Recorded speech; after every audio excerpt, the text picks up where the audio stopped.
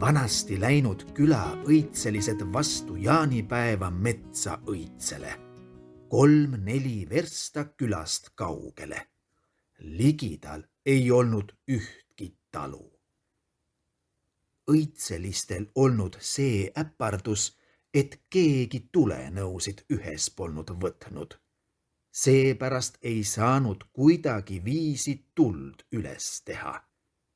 Üks ajanud ühte, teine teist koju tuleriistu tooma, aga keegi ei julgenud minna, sest ilm olnud pime nagu kott. Sedaviisi läinud tükk aega mööda, kui kellelegi meelde tulnud puu otsa vaatama minna, kas vahest teisal õitsetuld näha ei ole.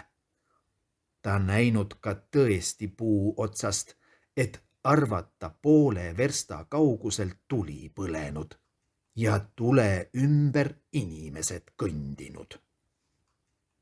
Poisid ajanud üksteist sinna tuld tooma, kuid keegi ei läinud. Mõtelnud juba liisku heita, kui kellegi vaese mehe poeg oma hobusega õitseliste juurde tulnud. Teised õitselised näidanud kohe, kus tuli ja käskinud poissi sinna minna tuld tooma. Vaese mehe poeg pannud vastu, aga pidanud ikka minema, sest teised õitselised ähvardanud talle kõiksugu tempe teha. Tuli paistnud küll ligidal olevat, aga hulk aega kulunud ära, kuni ta sinna saanud. Ta jäänud esiti puu taha vaatama, kas on õitsetuli või muu tuli.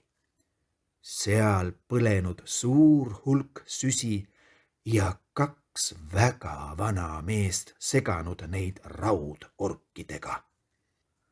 Poiss hakanud kartma, tahtnud tagasi minna.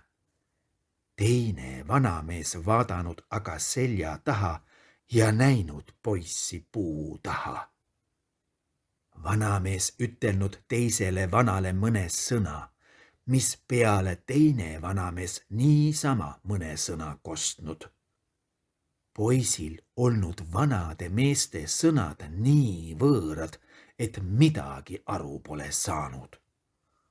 Siis ütelnud esimene vanamees. Pojuke, ära karda midagi. Astu siia tule äärde ja seleta meile ära, kuidas sa siia juhtusid ja miks sa tulid.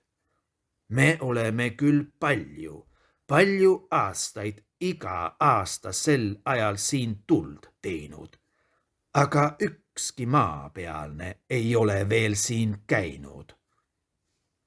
Poiss seletanud asjaloo vanale mehele ära ja hakanud ise nutma. Vanamees võtnud selle peale kõrvalt raudkühvli ja ütelnud. Võta särgisiil üles, ma heidan sulle süsi särgisiilu peale. Muud tuld meil ei ole anda. Poiss hakanud vastu paluma ja nutma. Pai vanaisa, kulla vanaisa, see on mu isa kirikusärk. Muud särki meil ei ole. Kui see ära põleb, ei saa isa enam kirikusse minna. Vanamees hakanud poissi trööstima.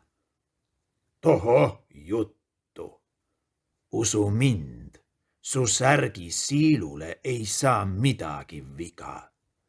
Lase ma heidan sööd rüppe, et minema saad. Teised õitselised ootavad sind. Seepeale võtnud poiss särgisiilu üles ja vanamees heitnud 3 raudkühvlitäit süsi siilu peale lausudes. Hakka nüüd ruttu minema, muidu tuleb valge kätte ja siis ei ole enam tuld tarvis. Poiss tänanud vanameest tule eest ja läinud minema. enne õitseliste juurde jõudmist mõtelnud poiss iseeneses. Ma vaatan ometi, mis imelikud sööd need on, mis vanamees mulle rüppe paiskas. Nad ei põleta särgile aukugi sisse ja päris rasked on teised. Vaadanud siilu sisse, ei näinud aga ainustki sütt. Siil selgeid rahatükke täis. Poiss mõtelnud natukese aega, valanud raha kadaka alla maha ja läinud ise teiste õitseliste juurde. Päike hakanud ju pea tõusma ja koju minek jõudnud kätte. Teised läinud ära ja jätnud vaese poisi jälle üksinda. Poiss läinud kadaka juurde tagasi, võtnud särgi seljast, ajanud rahatükid sisse ja läinud siis tasakesi kodu poole.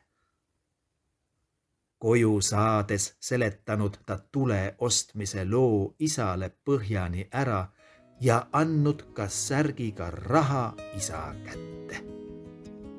Raha olnud nii palju, et temast isa eaks ja poja põlveks elada saanud.